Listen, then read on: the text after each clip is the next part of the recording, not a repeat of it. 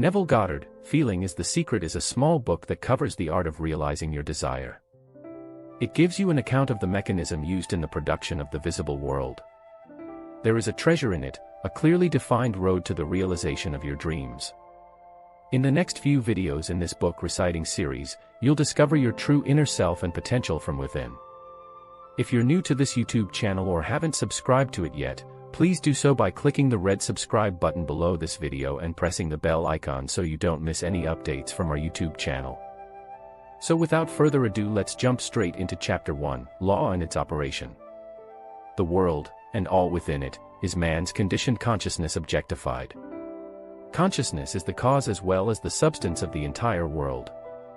So it is to consciousness that we must turn if we would discover the secret of creation. Knowledge of the law of consciousness and the method of operating this law will enable you to accomplish all you desire in life. Armed with a working knowledge of this law, you can build and maintain an ideal world. Consciousness is the one and only reality, not figuratively but actually. This reality may for the sake of clarity be likened unto a stream which is divided into two parts, the conscious and the subconscious. In order to intelligently operate the law of consciousness, it is necessary to understand the relationship between the conscious and the subconscious. The conscious is personal and selective, the subconscious is impersonal and non-selective. The conscious is the realm of effect, the subconscious is the realm of cause. These two aspects are the male and female divisions of consciousness. The conscious is male, the subconscious is female. The conscious generates ideas and impresses these ideas on the subconscious receives ideas and gives form and expression to them. By this law, first conceiving an idea and then impressing the idea conceived on the subconscious, all things evolve out of consciousness, and without this sequence, there is not anything made that is made. The conscious impresses the subconscious, while the subconscious expresses all that is impressed upon it. The subconscious does not originate ideas, but accepts as true those which the conscious mind feels to be true and, in a way known only to itself, objectifies the accepted ideas. Therefore, through his power to imagine and feel and his freedom to choose the idea he will entertain, man has control over creation. Control of the subconscious is accomplished through control of your ideas and feelings. The mechanism of creation is hidden in the very depth of the subconscious, the female aspect or womb of creation. The subconscious transcends reason and is independent of induction.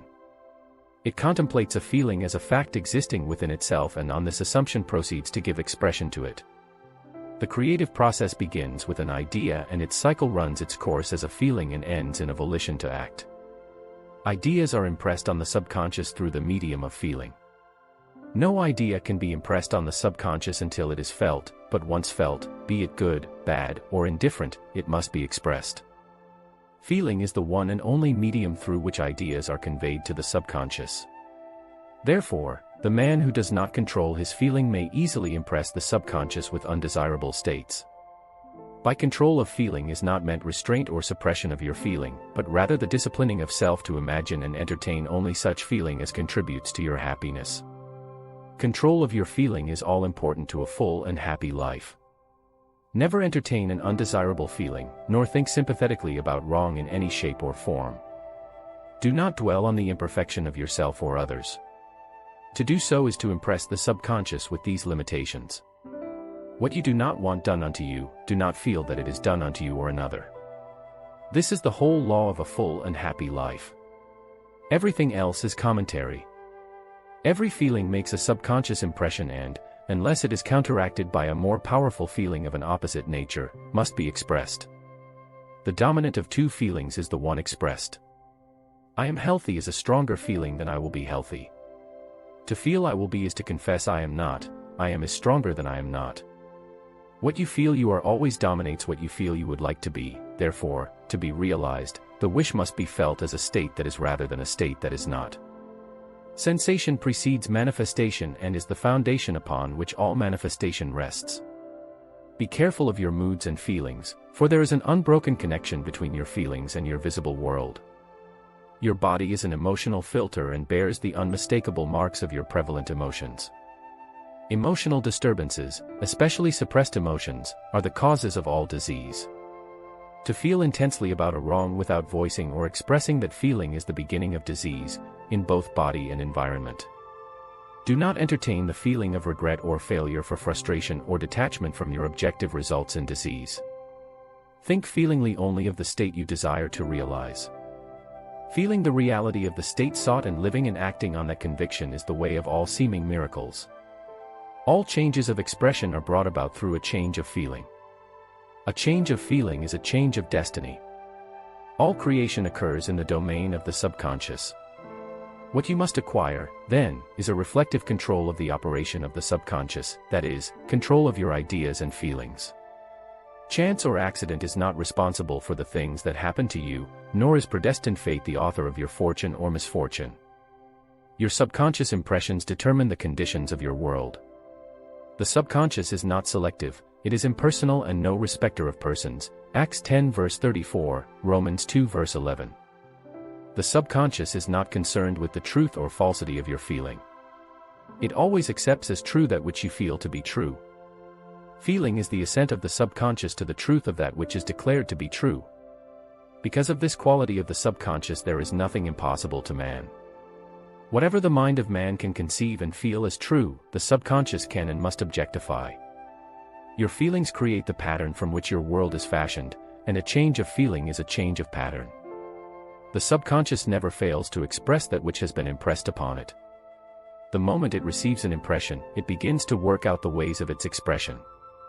It accepts the feeling impressed upon it, your feeling, as a fact existing within itself, and immediately sets about to produce in the outer or objective world the exact likeness of that feeling. The subconscious never alters the accepted beliefs of man. It outpictures them to the last detail, whether or not they are beneficial. To impress the subconscious with the desirable state, you must assume the feeling that would be yours had you already realized your wish. In defining your objective, you must be concerned only with the objective itself. The manner of expression or the difficulties involved are not to be considered by you. To think feelingly on any state impresses it on the subconscious. Therefore, if you dwell on difficulties, barriers, or delay, the subconscious, by its very non-selective nature, accepts the feeling of difficulties and obstacles as your request and proceeds to produce them in your outer world. The subconscious is the womb of creation. It receives the idea unto itself through the feelings of man. It never changes the idea received, but always gives it form. Hence the subconscious outpictures the idea in the image and likeness of the feeling received.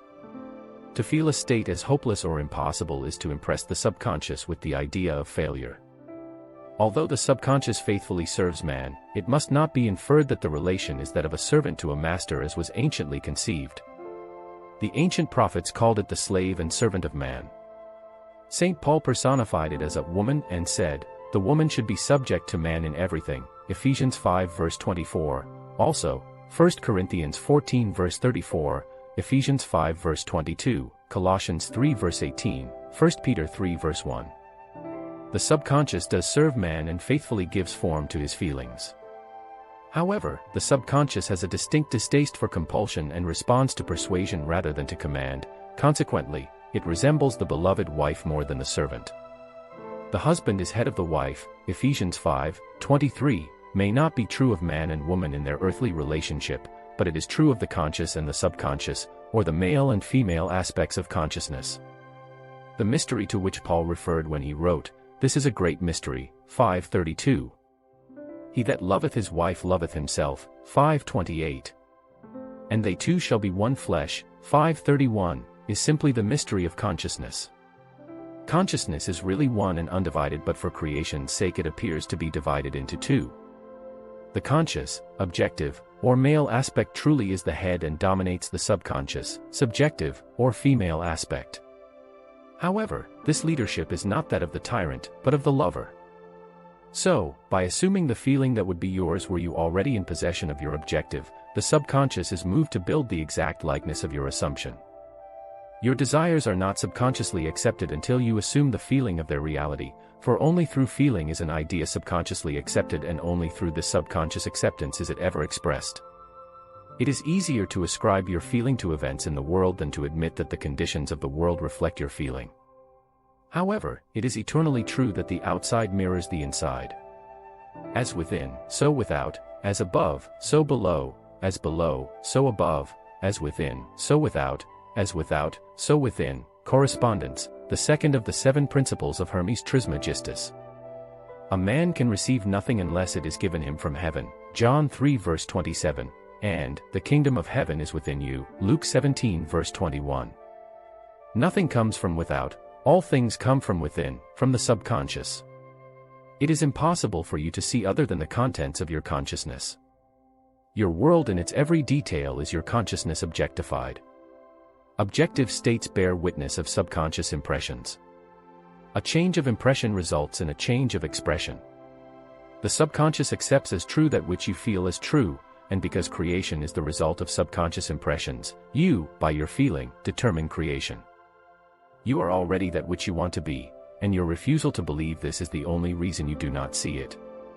To seek on the outside for that which you do not feel you are is to seek in vain, for we never find that which we want, we find only that which we are. In short, you express and have only that which you are conscious of being or possessing.